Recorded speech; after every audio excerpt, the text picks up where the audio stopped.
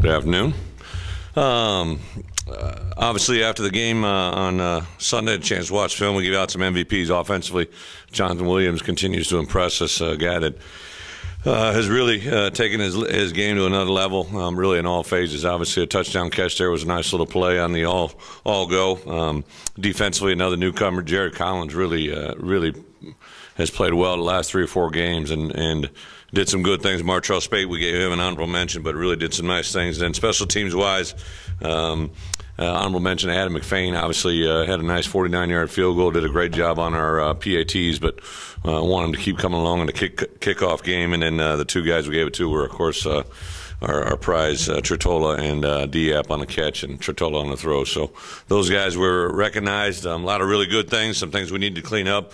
Good news was some of those glaring errors, especially in special teams, were on some guys in the second half. I think we lost our edge a little bit in that second half, and you know, the part that I liked was the way we came out, the way we prepared was the way that we played in the first half, and try to get some guys in doing things in that second half. That some of those mistakes are hopefully going to be a benefit to us as we move forward if they get called upon. So from an injury standpoint, Brooks Ellis will start with us tomorrow, depending on how he handles Tuesday, Wednesday. We'll see where he's at for the weekend, but excited where he's at. I know he's excited to get back out there as well. And then Andre Tolliver, if we don't have him tomorrow, we expect to have him back on Wednesday and should be good to go for the weekend. So from an injury standpoint, excited where we're at, and the opportunity to go and play number 1 on the road in the evening will be a great opportunity for our guys. Obviously, Mississippi State is a very impressive football team. Played them a great game a year ago, and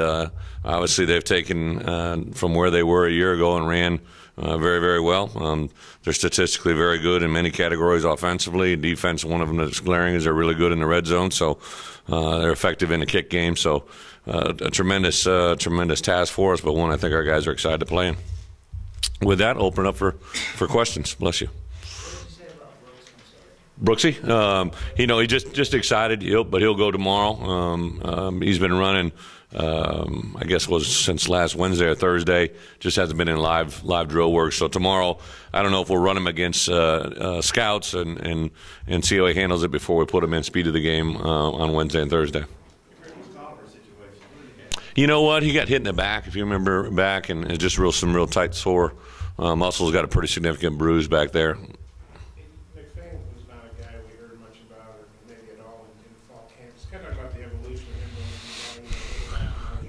You know, it kind of happens a lot here in Arkansas where, you know, high school coaches that we respect just kind of ask us to take a look at their kid. McFain was coming to school here already. We brought him out. He was part of the 120, I believe, and really kind of jumped out. He has a powerful leg.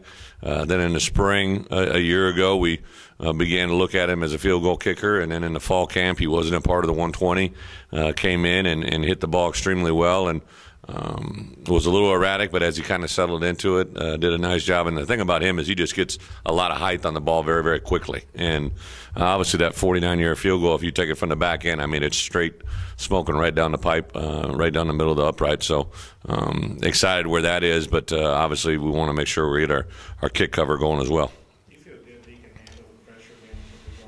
You know, I don't think he even feels the pressure. I mean, I know he'll get asked about it, but he just kind of handles everything. Every time I've walked up to him during the course of the game at practice, we try to make it as pressure-like as we can. And I was excited to, you know, get that 49-yard field goal opportunity. I was kind of hoping we get a couple more on Saturday. You know, I wanted to run that fake with Sebastian, which took a field goal opportunity away from him there. But to get those other ones were really good for our guys to get some confidence.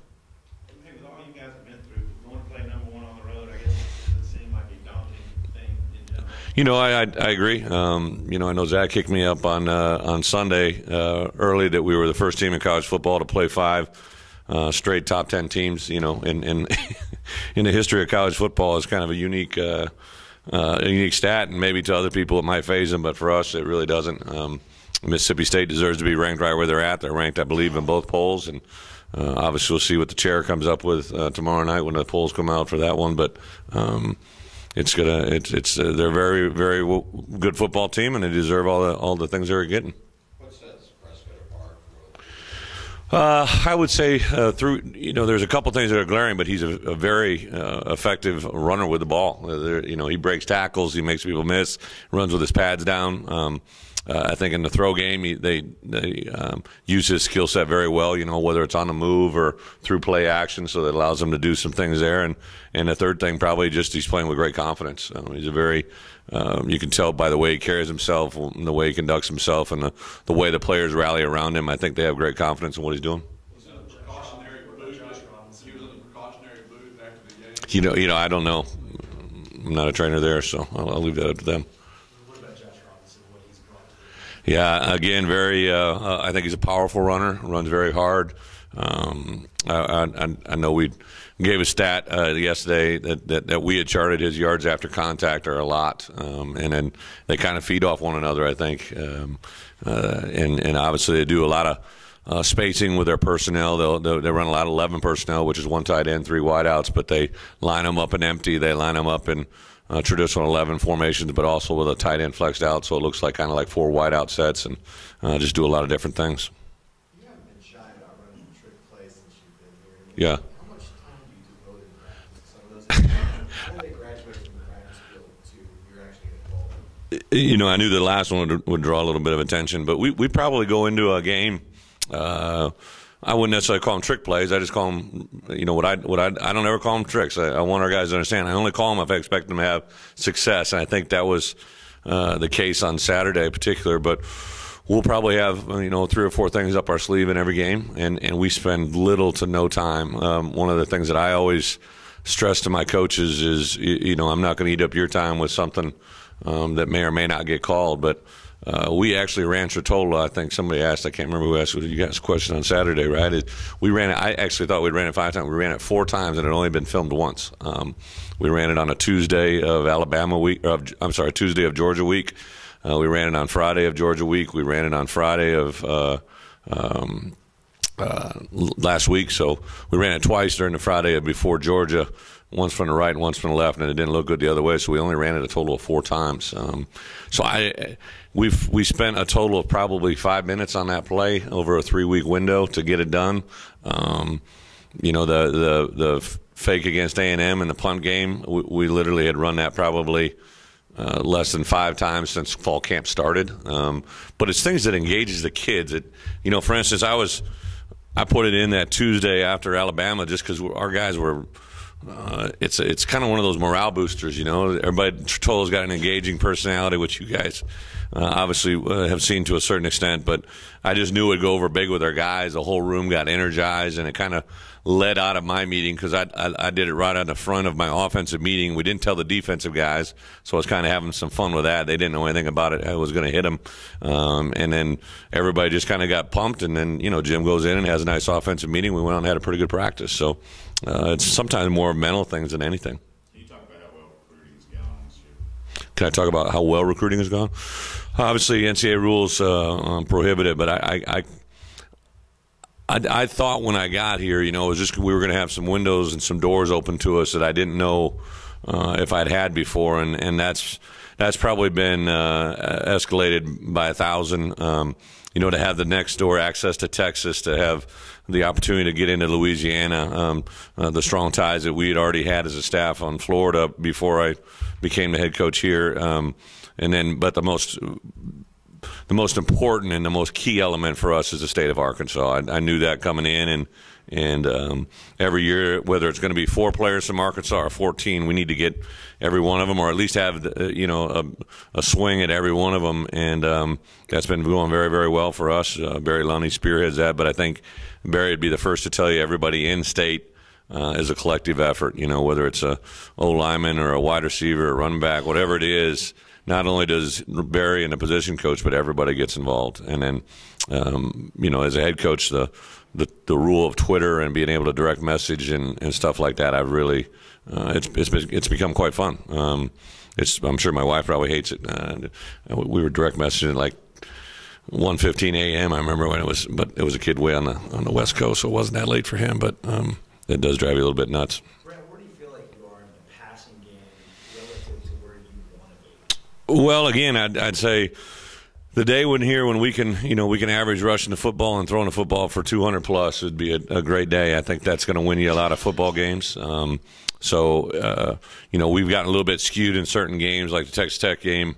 There just wasn't any sense in throwing the football. We were going to pound them and be able to win the game convincingly by doing that. Obviously, the Georgia game, when we were down by a little bit, we threw the football around a lot more. But I think if we can get to that number, I do know this. I know BA can throw the ball, and I know we got guys that can catch it. I think 9 guys caught balls on Saturdays. We have a lot of different options. I think the tight end game, when we have 2 or 3 tight ends that factor into the mix, when we got 3 or 4 wideouts and a couple running backs that can catch the ball, whether it be a tailback or fullback, that's an exciting thing to be a part of. As you said, tight end. I noticed that Hunter's not on the 2 deep at tight end. Is that just Jeremy? 2 tight ends. Yeah. It's been that way for like the last 4 or 5 weeks. That's right. We had too many of them. We had to put an extra roster spot. Well, very big up front. I think that's very, very clear. Linebackers are active. I think they're a very opportunistic group. Statistically, one of the things I like to do is sit down on Sunday is just look at your SEC statistics and see where the opponents are that you're playing. And one thing jumped out to me right away is, how effective, kind of like Auburn game a year ago, because we're playing them now kind of about the same time we played Auburn a year ago, and they're making a big run like Auburn did last year, is they're very, very good in the red zone. They kind of give up some yardage, in some other areas, but the closer they get to their red zone, the more stingy they get. I'm assuming you never coached a game to start with. No, I haven't, no. The stadium's gotten a little bigger. They got the cowbells. What have you heard about it? What do you anticipate? You're very much a cowbell. Yeah, we've got cowbells revved up on the iPod for practice simulation. Every stadium when you get on the road, and I'm not demeaning what we're going to see there, but it's just you learn to play in those environments and have a little bit of fun with it. I think going on the road at Auburn is going to help us here. I think to a certain extent the A&M game and those games have got to be able to help you now, to live through them and persevere. And it's going to be a very unique opportunity. I know that a lot of people have made comments about playing there, so I'm excited to get there. What are your thoughts on the artificial noisemaker? They're not supposed to be using them after the ball is snapped. Yeah, again, there's every stadium is a little bit different. I think for a long time other people probably have been using that same tool. I'm excited to hear with our game day environment's gotten a lot better, over the last year. So I think it's something that it does affect the game, and I'm all for crowd noise. I'm all for cowbells if that's what they're going to. I think it's unique that they let them play with them there and they don't let them take them on the road. I just thought that's a very unique scenario, but we got to come up with some uniqueness here. What's it like to see Sebastian get the kind of puppies getting all over TV today? Just what does that do for your team and your program to have that? When I first brought it up to the offensive staff, I was with Sam and Jim a little bit later on, and Sam's like, "Man, we can recruit any O-lineman in the country here before. If you throw that pass," he goes, "we can get in on anybody." And it was fun to get to my phone Saturday night, and our top prospects at that type of position had blown up my phone, and it was just kind of fun to see that atmosphere. And then again, he's a very likable kid. The quote that got me on Sunday morning, I read that he had newfound respect for Brandon Allen because things can get a little hectic back there. I could just hear that quip coming off his tongue and just start laughing because that's how he kind of is. But it's well deserved, a lot of fun, but it's kind of now time to turn the page and move on. Coach, talk about special teams. You've been a little vulnerable on special teams this entire year. So when fourth quarter was breaking down, you did something special the week before in practice. Is there something you're going to emphasize? I think the part that special teams, going back to our first game to where we are today, we've obviously had an issue with the field goal PAT. We've addressed that now with McFain and in our protection. Hopefully that's going to be something that carries forward. Our kickoff coverage, I think, is in part, and in reality, our punt return for a touchdown as well. We just have a lot of new guys in it at certain spots, and when the game kind of gets out of control, so here's the dilemma you face, and until you kind of have a roster spot, okay, A.J. Derby, he's a very good player for us. I take him off of the offensive field, and then I say I don't want him in on special teams because you don't want to be up 45-7 and have him run down on punt, and then you look like a complete moron. So me, not him, for having him out there. So that means I got to take him off a punt. Well, we're already down a different guy, so we got a guy in who's never been doing it because we're down to really our third string left shield, and it's just one of those deals that. And we had I wanted to give Toby Baker an opportunity. He's worked very hard. He hit a 3-1 hang time, and it was his first punt in that type of environment. And hopefully, if he hits another one, the next one's going to be a lot better. How much are some of those issues, maybe the hang time, and maybe the fact you're not getting the kind of touchbacks off the kickoff you want, and just the coverage that comes along? Well, huge. One of the downsides of scoring a lot is you have to run down a lot of coverage. And I kind of have a rule of thumb now. If it's a problem that I'm glad to have. But when I was at my last job and we started scoring, over 40 points regularly, you literally have to develop a second string kickoff unit, and they got to be guys that as you pull out your first stringers on the offensive and defense side of the ball that aren't going to be greatly affected. So it's really kind of a complete hard thing to do.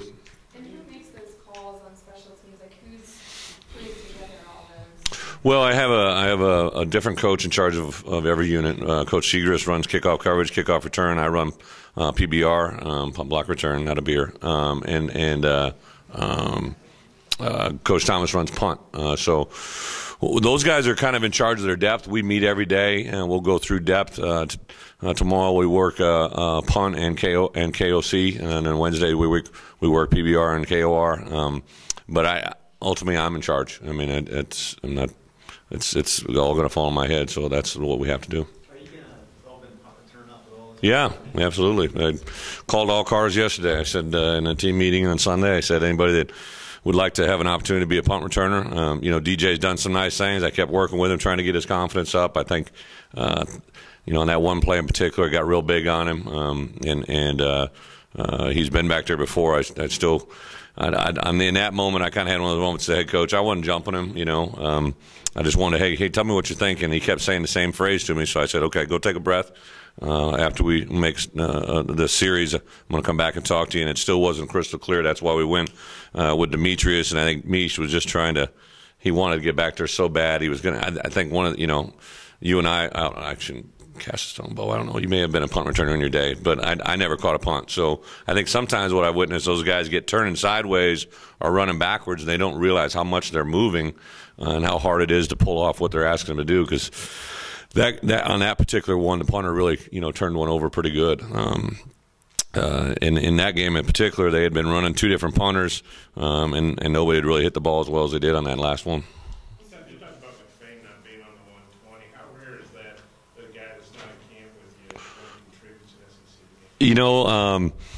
I would say a few years back it was maybe a little bit out of the ordinary, but in today's world, it's just you can get your hands on so many good players. That it's not unusual for a guy to. We have another kid named Luke Rossi who hasn't played yet, who's a kid that came in a 120 who is been awesome, and we saw him start doing it on scout team, and all of a sudden we bring him over, and he's listed on all the depth charts now on special teams. And McFain came in. I remember when he first got here. I think the first kick I saw, he actually hit in the stands like 40 yards away. I mean, it was that bad. And he just continued. The kids get nervous, and now he's hitting the ball extremely well. And the kids go nuts. He hit a 54 or 55-yarder last week in practice, and everybody went nuts. So you just got to watch it in practice and see what happens. I'd say it's probably a lot more common amongst kickers than any other position. How pleased are you with the offensive progression? I think you totaled your rushing touchdowns from what you had last year, and just the progression that you guys have made in a year offensively at this point. Well, the good news is we still can get a lot better.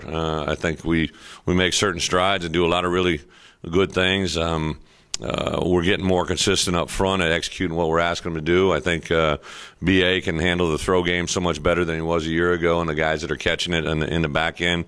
I remember in particular, I think it was the Alabama game, if I'm not mistaken, we came out of there with 0 drops. And to just come from where we were a year ago to leave a game at the wide receiver position, there were 0 drops. That's that's just huge momentum. I give a lot of credit to Michael. We're still probably, recruiting is going to be a huge force this year to get a couple receivers to help us depth-wise that, can make some difference in big moments. But yeah, we're moving in the right direction. It's kind of interesting to see Mississippi State and Dan. I believe this is his 6th year, and to go back to his first couple of years and see what they went through. And I know no one wants to talk about where we're going to be 4 or 5 years from now, but it's exciting that if you build a program the right way, like he's done in this conference, it shows where you can get. Coach, you think about your DNs, it's like Lewis is playing healthier and Wise, and now Layden was making plays. Yeah. Are you feeling like you're getting some depth? Well, Mitch had was coming off an ACL, and he's a former. I guess he actually played O-line here at one point. I think he said he's like a Swiss Army knife. He's played a little bit of everything, but he really made some nice plays. B. Lou is definitely healthier than he's ever been.